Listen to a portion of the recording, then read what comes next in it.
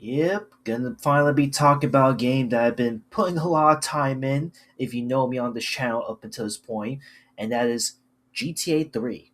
Yep, gonna be finally talking about this bad boy once and for all and tell you how I feel about GTA 3 after replaying this game.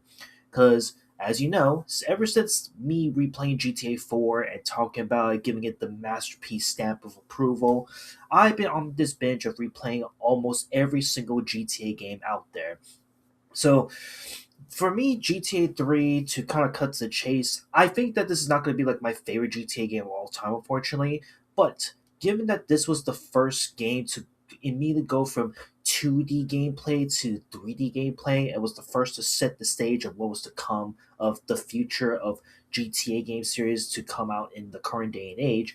It makes sense to like we go back to where GTA 3 first started, see where all the blueprints and the groundwork was laid out.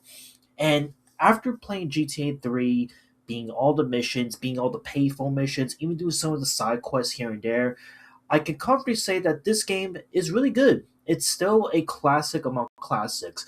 Again, this unfortunately for me personally wouldn't be like my top three favorite Grand Theft Auto games of all time. Again, that's a pretty high pedestal to put up there when you consider the fact that I just got done playing GTA 4 and all of the expansion packs that came with it. And that game itself, respectfully, is a masterpiece in its own right. In the case of GTA 3, I can appreciate that while this game may not be for everybody in the day and it's not going to like really blow every Grand Theft Auto enthusiast's minds away, this game still has a lot of like witty, a lot of charm. To really put it in perspective, like GTA 3 was really like again the blueprint foundation of what was to come of future GTA games. And I would say that given like the map layouts, given the world itself, given that this is by Liberty City standards, this actually feels like a foreshadowing of what's to come of GTA 4, which will come out later on, way down the line. But again, GTA 3 has so much charm and charisma that, again, you're immediately transported to the world of Claude, the first and only character that is muted, that is silent throughout this entire game. You're not going to hear a single peep or pep from him at all unless you take damage from him or you're on fire. Outside of that, you're not going to hear anything from this Claude character. And given that like if you know how GTA games are from Vice City onwards, the main characters will at least have like a voiceover over the main character you're playing. But in GTA 3's case, Claude never had a voice actor over it because I believe, if I'm not mistaken, Rockstar made the decision to make him muted because he wanted Rockstar basically wanted you, the player, to be in Claude, to relate to Claude, where like, okay, he's a muted character, but again, Claude's purpose is simple and as simple as it gets. He's here for the money and he's here for another big mission which actually kicks off the GTA 3 game itself, and that's revenge over a certain main character named Catalina for backstabbing him in a robbery gone wrong type of situation. And throughout this game in GTA 3, you rise up to the ranks to being like the biggest, hardest criminal ever, and you slowly but surely like work your way to the top, but also you still maintain that goal of like you want to get revenge on Catalina after what she's done on that robbery gone wrong situation. And again, as you progress further into this game, you meet characters from mafia members to corrupted police officers to the Yakuza to tons of different gang leaders from the main story and the payful missions, and you just get so like you actually get lost in the world for a little bit. And I do say a little bit because again, this isn't a game that isn't like perfectly fleshed out. It doesn't have like a really good, strong story, but in terms of like how you're hooked in immediately from like the gameplay, the mechanics, the weapon system, and everything alike. This game has a lot going for it. Again, I'm not gonna lie, going jumping from GTA 4 to GTA 3's game mechanics is a huge leap considering that you're going from like the best game mechanics ever to the most janky game mechanics you're ever gonna play. And what I mean by jankiness, I mean like there's a lot of janky mechanics throughout this game. Case in point, the shooting mechanics. The shooting mechanics of this game is it hasn't aged all that well. I'm going to be the first to admit it. Like you have to get used to like aiming and shooting and switching around which weapons is most effective. But majority of the time, a lot of the characters in the game and a lot of the gang members you come across are pretty easy to kill within like 3 4 shots. But then like the other weapons in the game itself can be a bit of a hit or miss. But either way, my favorite weapons in the game would be the rocket launcher, the sniper rifle being one of the most satisfying ways to kill someone. There's also the AK-47, the assault rifle, the flamethrower, and again, the weapon system itself is a little bit janky at times, but given that this is the first game of Grand Theft Auto to go into 3D animation or 3D games itself, it makes a whole lot of sense. And then we go into the vehicles. And holy moly, the vehicles in this game, be prepared for a world of pain. Like if you thought that like you're gonna be surviving like a few crashes after like 2 3 crashes, nope. A lot of the times, if you damage your car like pretty fast enough in like the first 10 seconds as you're driving, you actually explode your car instantaneously. That's how fragile some of the cars in this game are. But it's not every one of them. But the game itself really takes it seriously. Whereas like if you crash even once, just once you're screwed, and you have to really make sure that your car and your life is on the line at that point.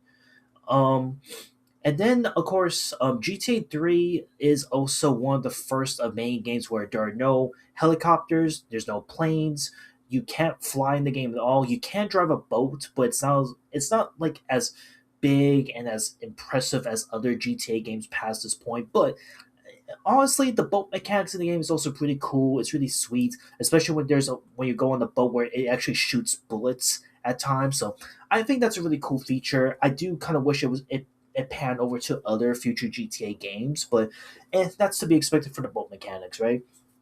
And then into the story, the characters, everything at large. I actually think is a respectable, commendable way of like how they dive deep into the GTA 3 world itself. And one of the main things I will say right off the bat though is that in GTA 3, you're not going to really understand every character in this game and their intentions and why Claude is doing the way he is, like immediately with the first half. But once you get into like the second half and you unlock the second island, that's when things start to progress and you actually like pay attention like what happens in GTA 3. And case in point, man, I gotta say, Catalina is one of the most psychotic villains you're ever gonna come across in GTA games ever. And then on top of it, you also have another character which sadly I just wish like we had a lot more flesh out with her specifically, but man, I gotta say after playing this game, I feel really sorry for her, and that's Oscar, who's one of the main leaders of the Yakuza clan. And again, if you know Asuka in GTA 3, her story and like what happens throughout this game is super sad, really tragic, but at the end of the day, it's like you're also playing as Cloud, where it's like he just doesn't give a fuck. He's only here for one purpose and one purpose only, to get revenge of Catalina and to just get paid. And boy howdy, the money mechanics in this game, it's kind of worthless. Like no matter what you do in this game, money is never going to be like a huge issue at all. Like once you basically get used to the mechanics of the game, there's so many ways you can make money easily, and even like as you progress through the story itself, it's pretty easy in a way. But I guess the last thing I'll dive deep into is the missions. The missions in this game can be hit or miss. Some of them are pretty easy, while others can be really questionable, and you're just left super confused at the beginning. And believe me, like towards the very end, it got really fucking confusing and frustrating at times because I was like, okay, I thought I was going in the right place, but I'm at the wrong place. Or I thought that I was doing this task properly, but then I'm doing the wrong task properly. And that's when, unfortunately, you gotta rip out one of the biggest sins you kind of don't want to do in GTA games, and that's rip out cheat codes. But for the sake of GTA 3, I did the best I can to not use cheat codes unless I necessarily have to in this situation. Again, cheat codes aside, I mean, the OG GTA games from San Andreas and below are pretty infamous for having some really fun cheat codes. So even with that being said, GTA 3 was actually really nice to play around and just be like, oh yeah, I can summon a tank. Oh, I have a ton of weapons out. Okay, I have instant armor, instant health, easy peasy. And Again, the missions are really hit or miss. It is really janky. Some of it is time consuming, and at times, like it can be really frustrating. Case in point, the nine espresso mission, which my god, I absolutely think is like the worst mission to play in GTA 3 because of how much you have to do to just destroy nine espresso stands from all three different islands within 8 minutes, if I'm not mistaken. It's crazy. It's one of the roughest missions ever. But again, outside of that, like GTA 3 still has a lot of really good charm and charisma outside of its story mode mechanic, which I really do like and I appreciate really well. And to really wrap up another criticism about this, which is pretty noticeable, the map mechanics. There is no map in this game when you go into the pause menu for GTA 3. Whereas other GTA games past this point, if I'm not mistaken, does have a map menu.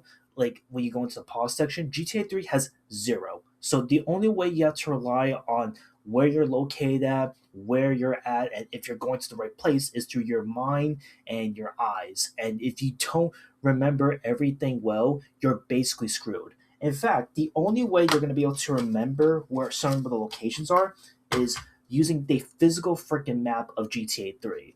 And look, I know that I could have used the online map, which makes a whole lot of sense.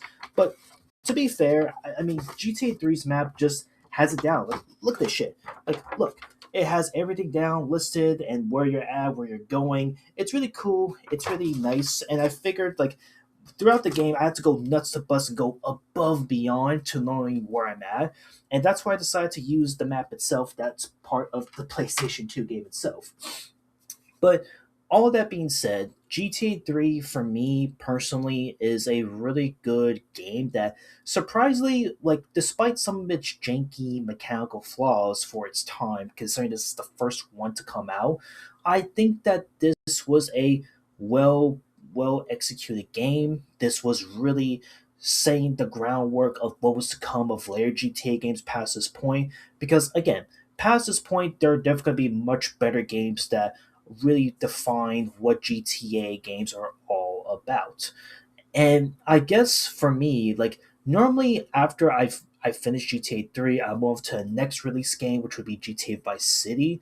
But I think that it only makes sense that what I would rather do is play the prequels for this game because at the end of the day, there is a lot more like loose ends of GTA 3 that wasn't answered. Case in point, the next game I want to play with GTA Liberty City Stories, which should answer a lot of like the empty plot holes of another main character that was plastered throughout this game. And that game I definitely can't wait to play pretty soon and hopefully talk about when I get to it. Because like I said, got a PSP, I got the Liberty City Stories disc right here, and I'm gonna be playing both of them once we get to it. So yeah, with that being said, GTA 3 easily one of the most classic Grand Theft Auto games you could ever play. And if you're a huge fan of Grand Theft Auto itself, then check out this game, man. It is a definite must play. And for God's sakes, to wrap this up, please do not play the definitive edition of GTA 3 because, yeah, those are not good. They're, in fact, really, whew, not really the best that you would want to play in a remastered Grand Theft Auto game. But anyway, GTA 3, classic game. Absolutely would recommend. And that's it. I'll see you on the next one. Later.